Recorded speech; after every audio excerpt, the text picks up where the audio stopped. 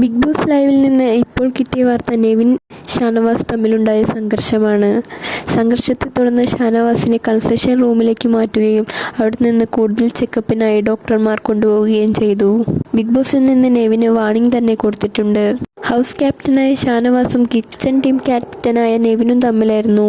കിച്ചണിലെ പ്രശ്നത്തിൽ നിന്നാണ് അവരുടെ ഇടയിലുള്ള സംഘർഷം തുടങ്ങുന്നത്. ഷാനവാസിന് പുറകെ അനീഷിനും വയ്യാതാവുകയുണ്ടായി.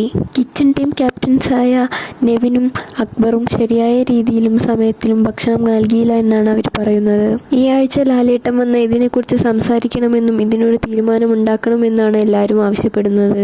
നിങ്ങൾക്ക് എന്താണ് തോന്നുന്നത്? നെവിൻ ഷാനവാസ് സംഘർഷത്തിൽ ആരുടെ ഭാഗത്തായിരുന്നു ശരി? നെവിൻ ബിഗ് ബോസിൽ നിന്ന് പുറത്താകുമോ?